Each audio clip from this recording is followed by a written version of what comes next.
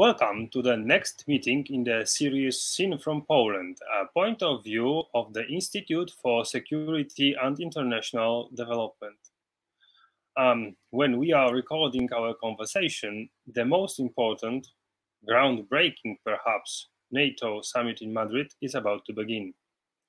The Madrid summit will address the alliance response to the war in Ukraine, defense spending, climate security, and NATO's strategic direction for the next decade. The incoming NATO summit will not be like others of the past. It will take place for the first time since the end of the Second World War, whilst a real interstate war is waged in Europe. We haven't witnessed anything similar since the Nazi German invasion of Poland in 1939. Even if it was understood prior to 24th of February that we are living in a shift in the international security landscape, the Russia's aggression has been a tremendous wake-up call for Europe and NATO. Because of that, the Madrid summit will be NATO's most important summit since at least 9/11, and it will be strongly shaped by Russia's invasion of Ukraine. A radical change in NATO posture is expected to be ratified, as well as the new strategic concept. There is also hope that the summit might result in a breakthrough in negotiations with Turkey regarding Swedish and Finnish application to join NATO. This would enable members of the alliance to initiate their domestic ratification process.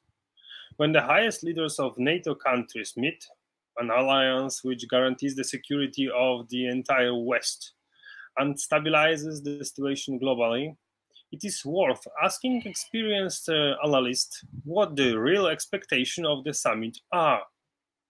It is also worth turning our attention to the other side of the world and asking about the role of China, the new global power, both in the security architecture in Asia and about the role China might play in the aggression against Ukraine.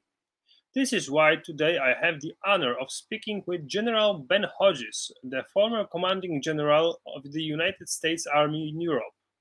He is currently the Pershing Chair in Strategic Studies in the Center for European Policy Analysis. Sir, welcome to Seen from Poland. It is our privilege to have you today. Based on your long experience, both as a high-ranking military officer and a distinguished analyst of the world political scene, I would like to ask you how the NATO's family should react at the time when Russia has decided to launch a full-scale aggression right on the NATO's border. What are your expectations for the NATO summit in Madrid? So it's been better than I would have expected, actually, after 4 months, to see how the nations have stuck together. I think that my president has done a very good job of keeping everybody together from before Russia's attack in February, and the amount of people who are still working together, sticking together, keeping the pressure on Russia in terms of sanctions, delivering equipment, but also in the context of keeping NATO prepared. This has been very important. Now, look, of course, I think we, the U.S., made mistakes. So we should have made decisions much sooner to provide things.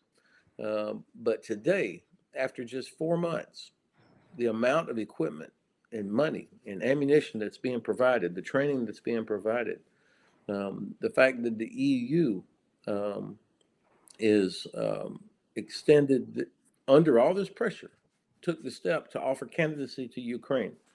The sanctions that are happening, that Lithuania, of course, is enacting on behalf of the EU. These are all positive signals. Is it enough? No. But it's more than I would have expected, honestly, given the previous poor performance by all of us against Russia over the last 10 years. I think there's three areas where we have got to keep working. Number one, the keep emphasizing that the purpose of the alliance is deterrence and defense of our region. That's the number one purpose. We can't get diverted from our number one purpose.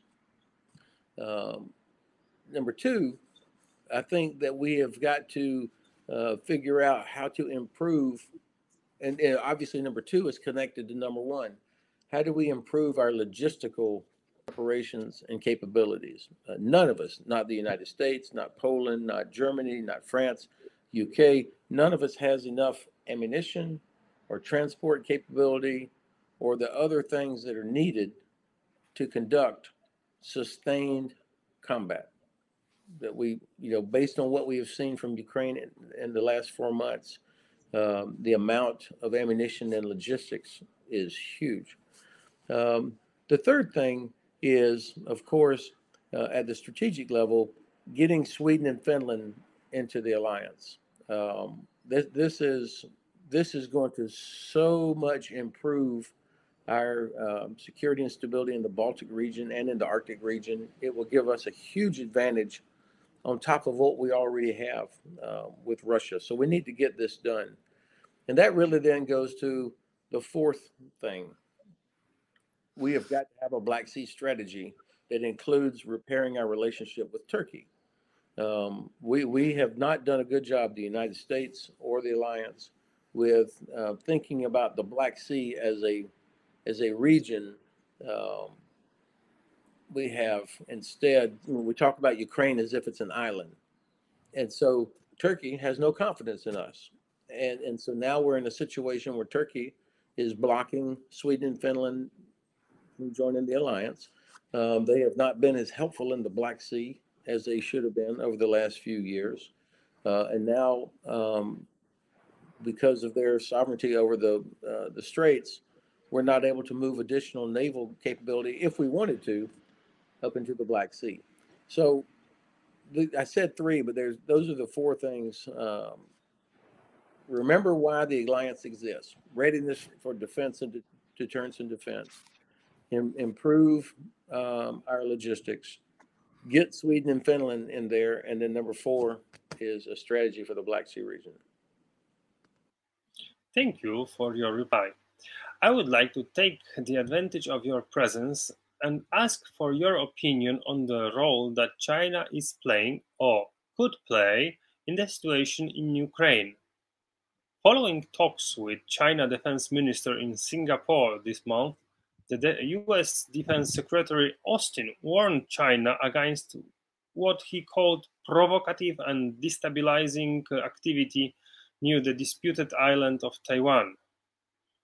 Is it not the case that President Putin is waiting for the situation in Taiwan to escalate? Don't you think that China might wish to form a military cooperation bloc with Russia? Well, first of all, China, of course, is watching very closely how we, the alliance, are working against Russia in Ukraine. They're watching this, and I think that we have a problem if we, together with all of our combined efforts, are not able to stop Russia, or not willing to do what's necessary to stop Russia from achieving its aims. That will send a signal to China that we have limits, that we can be so easily deterred by just the threat of a nuclear conflict. That will be a strong signal to China. Secondly, I think that China really is not a natural ally for Russia. Their animosity goes back centuries. So it remains to be seen if they would really do anything to help Russia with delivery of something. I do think that China sees Russia as a gigantic Tankstelle, a gas station for them, not as a partner. I don't believe that China is prepared to take military action anywhere because they're not ready. I don't see them using this opportunity while we're all focused on Russia and Ukraine. I don't see China using this as an opportunity because their navy is not ready to invade Taiwan. Their military is not ready for this. They do not want to get into a conflict with the United States and our allies in the Indo-Pacific region for at least another 3 or 4 years. So I think they'll be testing.